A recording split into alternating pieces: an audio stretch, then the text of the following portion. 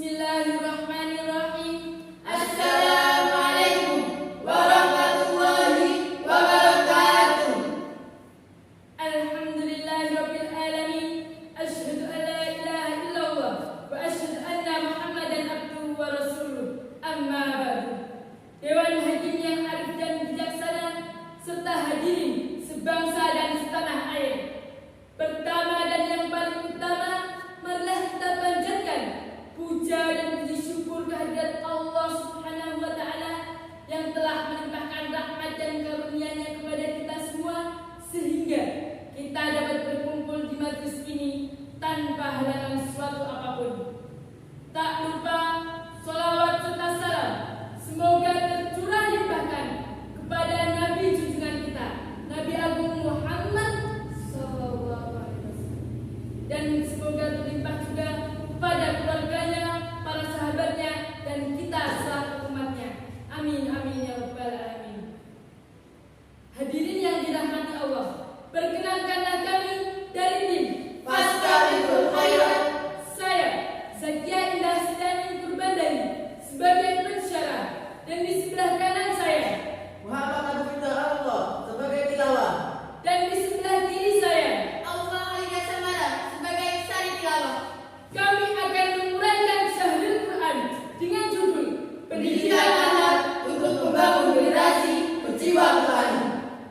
Hadirin yang berbahagia, ilmu pengetahuan merupakan salah satu media untuk mencapai kehidupan yang lebih baik. Masyarakat modern saat ini telah berhasil mengembangkan ilmu pengetahuan dan teknologi yang canggih untuk mengatasi berbagai masalah dalam kehidupan. Namun di sisi lain, ilmu pengetahuan dan teknologi yang canggih tidak dapat merubah manusia menjadi lebih baik.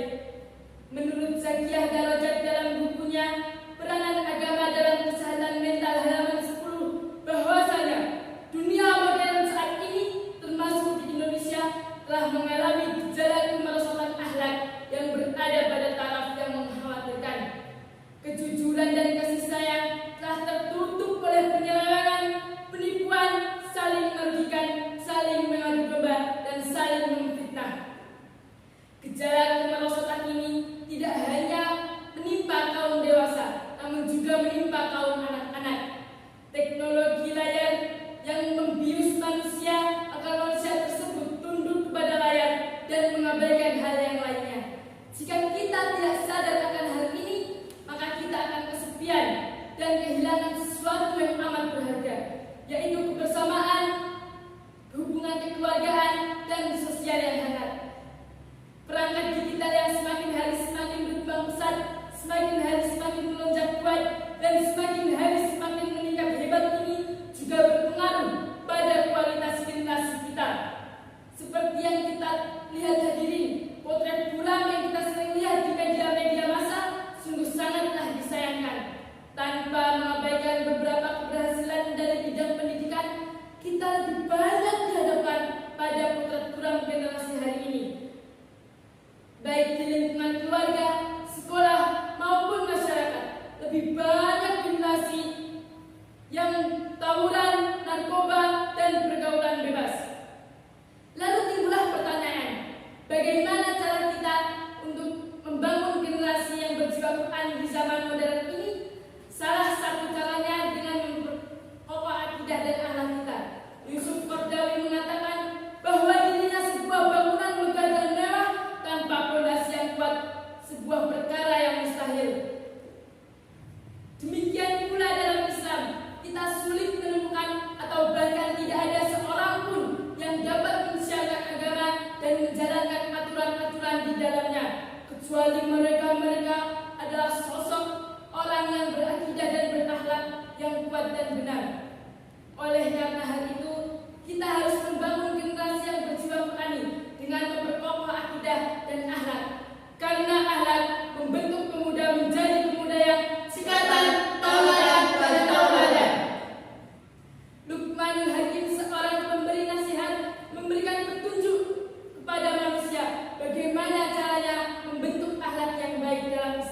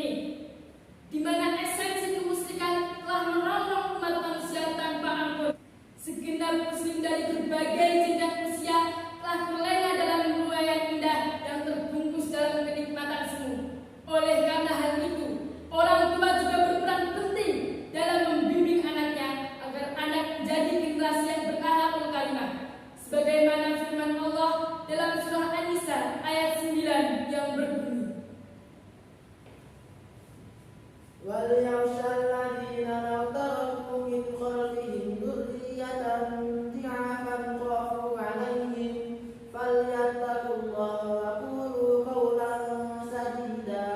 صدق الله العظيم.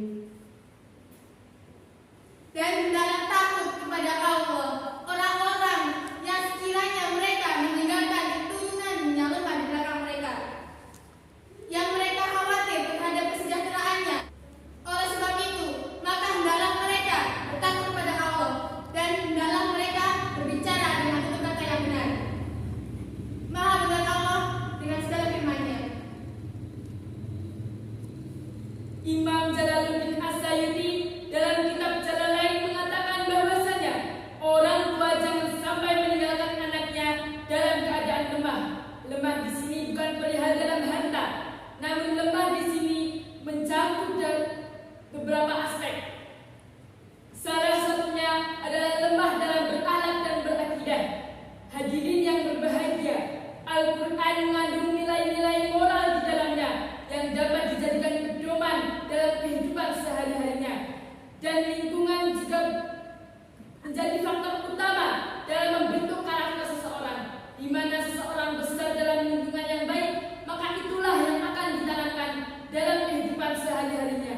Namun sebaliknya, jika seseorang besar dalam lingkungan yang buruk, maka itulah yang akan ditanamkan dalam kehidupan sehari-harinya.